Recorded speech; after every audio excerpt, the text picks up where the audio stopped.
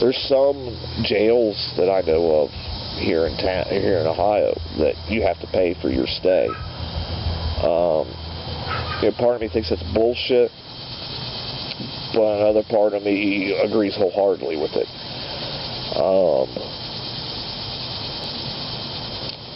My thing is, if you're innocent, why should you have to pay for it? Just because you couldn't afford bail or a bond or whatever.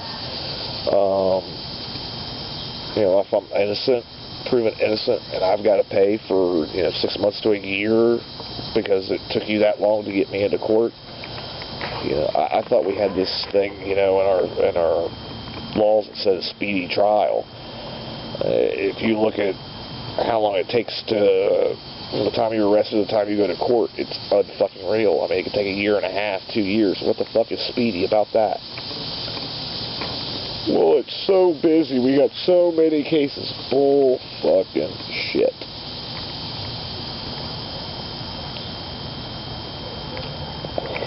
But yes, they should have to work to pay for their room and board, and they should have to pay for the victim. You go to prison for stealing cars. You should have to buy the person a car, or pay for the damages you did to the car, or something like that. I don't see nothing wrong with that. Now, I'm not a big fan of what they pay prisoners.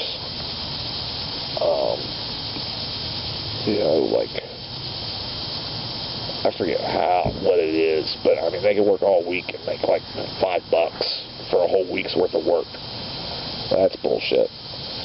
I don't think they should be making $20 an hour, but 10, 20 cents a day. But I think they should be doing stuff.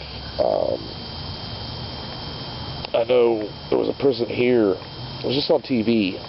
On one of these shows. One of our prisons here in Ohio, they used to do woodwork. They make tables or desks and stuff. Really nice shit.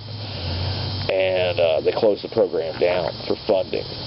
And I don't understand why. I mean, you're paying this guy peanuts. And you're probably making pretty good money off of the finished product.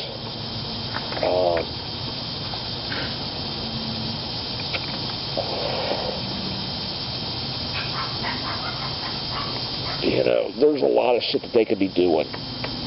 Making school desks for kids. I mean, the way our government, pays $500 for a, $10 ladder, or whatever it happens to be. That's ridiculous. But since it's for example, my stepdad worked at this plastics factory. They made sheet protectors. It was one of the products they made. These things were, like $3 or $4 for a box. They also did government sheet protectors, and those sold for $30, $40 a box. Same fucking thing. It was a different package, but the material in it was the same fucking thing, but cost 10 times as much because it was a government contract. Really? No wonder we're fucking trillions of dollars in debt. Send the motherfucker to Staples to buy his supplies. But, I mean, prisoners could be making shit like that. Printing school books. Whatever. I mean, put these motherfuckers to work.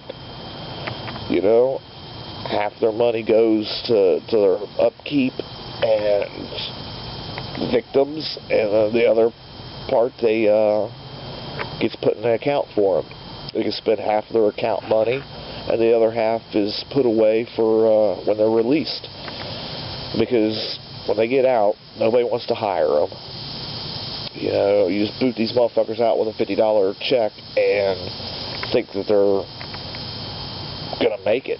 So they have no place to live. You know, they don't have enough money for a fucking hotel room.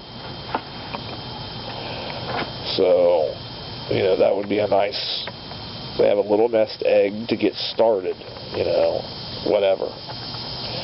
But, I mean, think of all the money it would save the taxpayer if the prisoner had to work to pay for his room and board.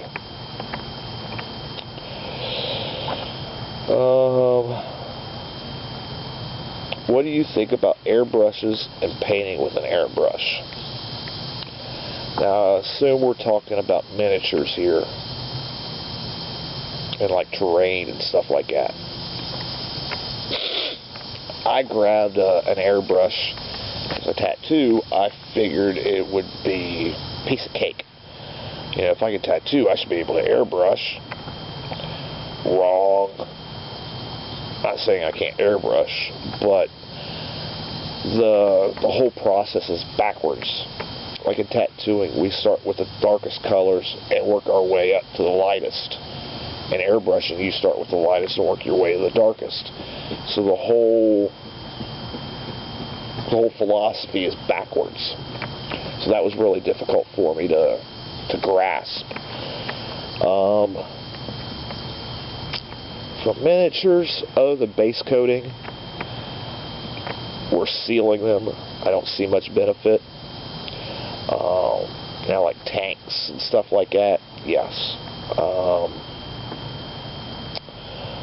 But for the people that are new, an airbrush is not something that you're just going to pick up and be Picasso right away. There's a lot of technical stuff that you've got to learn. Air control, the flow. There's just a lot of things to it. Now, I'm not saying it's impossible, but don't expect to be Picasso a day after you buy the damn thing. And one of the biggest things to keep in mind is keeping it clean. If you do not clean your brush thoroughly when you're done, it's going to be wrecked. I had a lot of problems. I thought I got it clean, but didn't. And it made it spitter and sputter. And so, I mean, when you're done, you've really got to clean it thoroughly, or you're going to have problems. Very few paints are ready to be airbrushed right out of the bottle. I know there's a few out there, so you've got to learn how much to cut it. I mean, there's just a lot of steps. Like I said, other than base coating, I don't really see a benefit for miniatures. Too small of an object.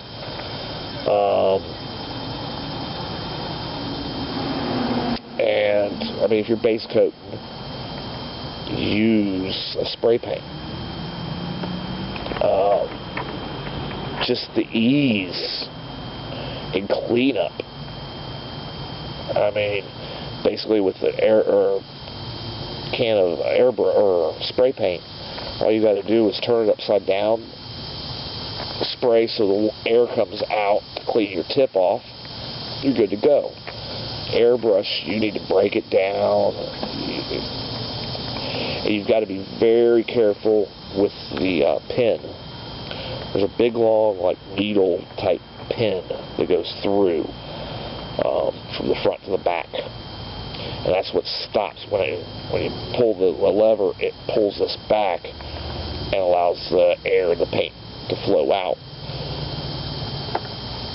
If that gets dirty, you're going to have problems with it spittering and sputtering. And also the tip on it, you got to be very careful. You drop it and that tip bends, you're going to have problems. So you got to be very careful with an airbrush. It does have its place. Terrain work, awesome. But I think there's other methods that you could use to get good results. I don't think it is a godsend for wargaming. It's another tool, and they are arsenal, but I don't think you have to have it. And like I said, there's a lot of learning. The learning curve is very big, so be prepared to learn. And above all, keep the thing clean. If you're one of those that's not meticulous when it comes to cleaning, stay the fuck away from it. Just my 2 cents. Your latest Army, Citadel Finecast. Alright. The resin, the new resin figures. I haven't seen them lately. I have not had the money to go buy hobby stuff. I really haven't had the desire. I'm one of those that I've got to be into it. If I try forcing myself into it, it's going to turn out shit. I really haven't been doing much gaming. Dormicon was running an online game with D20 Pro and Skype, and that was about the most gaming I've done. Handyman Jim is out of state, and Lexicon moved, and I just haven't really had the desire. My son and one of his buddies has been really bugging me to game. My son's gamed a little bit with us, not a lot, and his one buddy has never gamed. I think he did a little bit with my boy, but my boy don't know enough. So, needless to say, they're both pretty new. One's totally new, which isn't a big deal. I've started a lot of people off. So, but yeah, I just haven't had the desire to game. Just been in a funk. My latest army was a Skaven, and I still haven't finished it.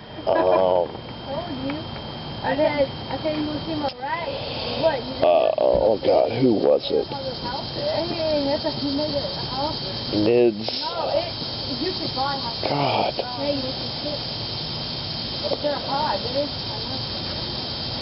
I can't think of his name. I'm drawing a blank. That's not right. Oh. Yeah, it is. It looks like a, what do you call it? I know who I'm thinking of. This is really sad. But anyway, he got me a couple starter sets for something that I'd done for him.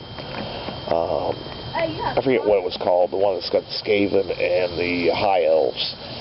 I put most of them together, most of the Skaven, and then I've got a bunch of stuff that I got off of eBay and stuff like that. I stripped all of those,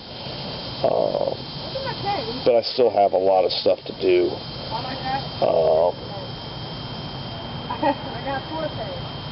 Hold on a minute.